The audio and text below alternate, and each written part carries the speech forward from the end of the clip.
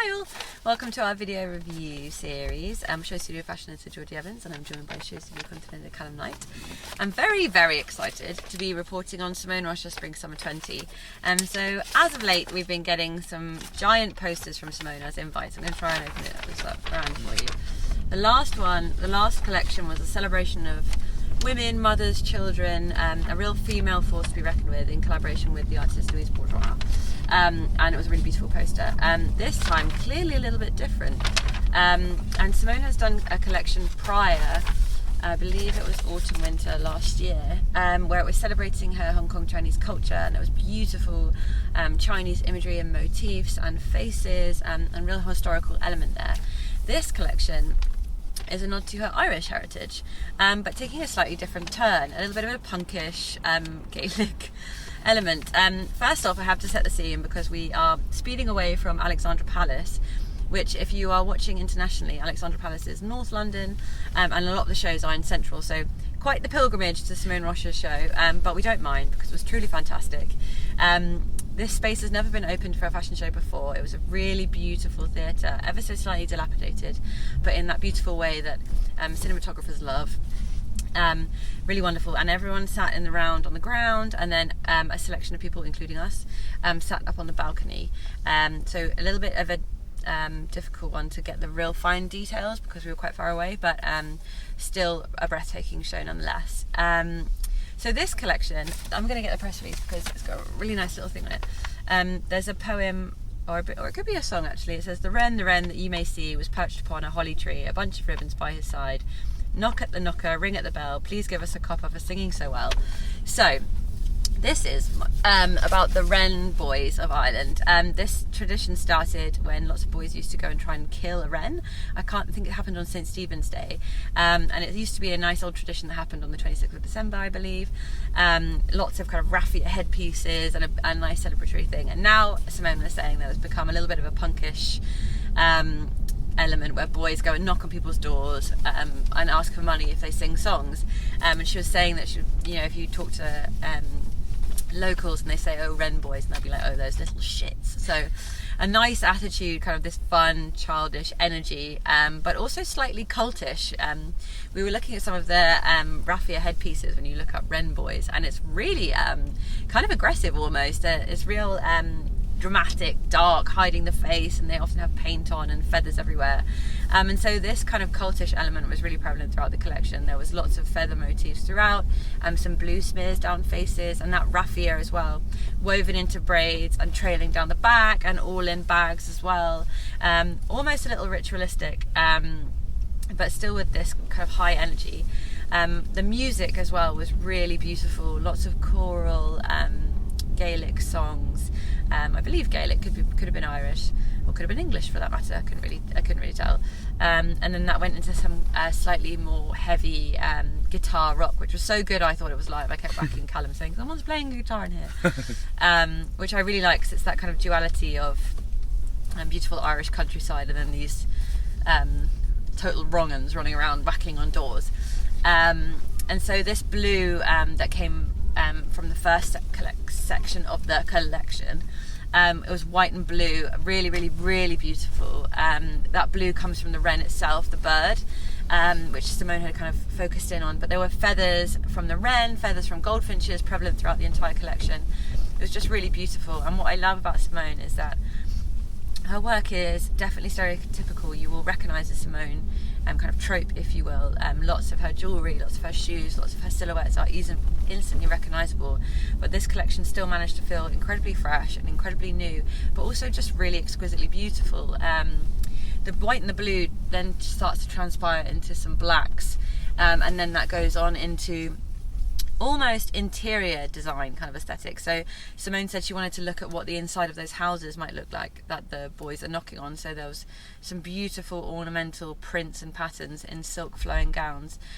Those kind of silhouettes actually were slightly different for Simone, and a little bit more streamlined. And then later on in the collection, worn by Karen Elson nonetheless, they started to get a little bulbier, that wonderful silhouette where it kind of drops in a bulb and then drops again like a double dip. in beautiful whites. And the accessories in that look as well. One was a kind of clear bulb and one was a giant pearl, which I think is a little bit witty because I'm wearing Simone pearl earrings now, but pearls and diamantes are kind of synonymous with the Simone brand. Everyone has a pearl headband or a pearl strap on the shoe or a pearl pair of earrings, and so to just do a giant pearl I thought was really brilliant. But it's just the finish on these clothes. I know I said we were looking from far away, but the devil in the detail was just amazing. The feathers, the blue, the beading, as per usual with a Simone show. And also these slightly tribal elements, kind of darkened eyes, blue smears. It was just so intoxicating, really. It was this amazing kind of clan that you wanted to be a part of. All the cast as well were from, well, not all of the cast, but some of the cast were from Irish theatre, which is perfect in that theatre space, really kind of inviting you into this round, which was something that Simone said she really wanted this season, that round atmosphere, kind of feeling all inclusive, because normally Simone is in a beautiful location but we're walking through different rooms and the models might trail and you never kind of see more than 2 models at once, but in this space it was really decorative in the round, and Simone was saying she'd been working so hard to get this location, and it was really, really difficult. But it's never had a fashion show. I think I've said that already. Never had a fashion show in there before, and just a really, really beautiful space. So yeah, in case you can't tell, really, really enamoured with the collection. I thought it was brilliant. The shoes with the pops of silver, the colours. There was an amazing red glitter dress actually, which was in that bulb shape, which I've never seen from Simone, in that kind of just block, all one material, all fabrication, all kind of way. I mean, you would get it with the silks, but to have it like that in the glitter I thought was really interesting, and it slightly harks to this Boxing Day celebration that Simone was looking to, but I think my favourite section was the beginning of the blue and whites, because it grabbed you like that. It was just so beautiful, and also the slightly home furnishings section. I hope she won't take offence to that.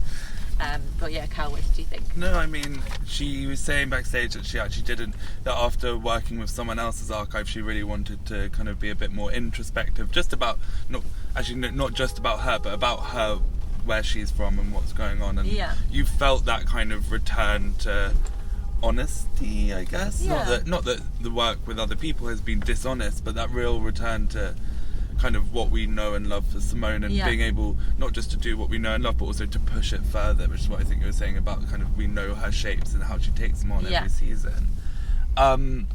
And I also thought it was really interesting that whilst these Rem boys have a huge history and lots of mythology around them and why they do it, she wasn't really interested in that. She was interested in them being kind of little shits and kind of this this kind of slightly public nuisance. And they're going, the idea is, whether they use the money for it anymore, I don't know, the idea is that they actually go around to collect money to then have a party in January for the community. I don't know whether that money goes there now, but you know, that idea of actually kind of putting back into your community and then getting something, and then everyone gets something out of it. And I think that's, you know, she was saying backstage, why she wanted us all to be together in this room together today in the round, you know, to actually just really have that moment.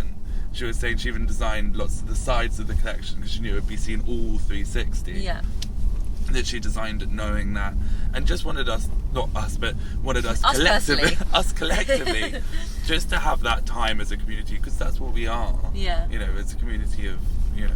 So I thought it was really beautiful and a really special moment. Really special. And it was really interesting to see her take on masculinity, or at least parts of it, through her womenswear. Yeah. You know, like lots of those headbands that you spoke about, they used to kind of be like drunk little tiaras that would all kind of flop around, and all of that were actually less embellished and very short, and there were sashes, and you know, it was slightly harder, and while still decorative, it wasn't this kind of ditzy double take, which she meant in the, you know, Simone has always harnessed femininity and some of kind of the most played on tropes of femininity, and managed to turn them around on themselves to be the most empowering parts of them. But actually to take that all away and to have this kind of slightly harder you know, style, sorry I can't speak, these features of clothing such as sashes and these headbands, and actually make them a bit harder, I thought was a really interesting turn for her. It's nice to take something that's so quintessentially like saccharine and feminine, such as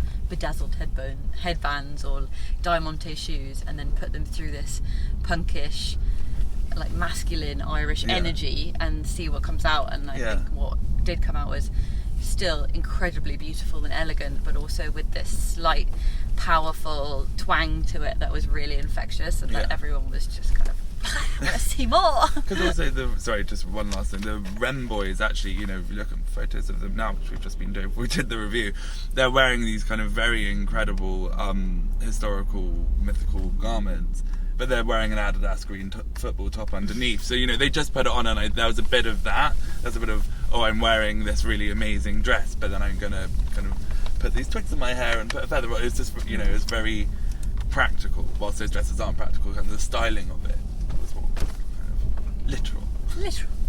Yes, so very, very, very beautiful. Very, very excited. We came out there on such a high.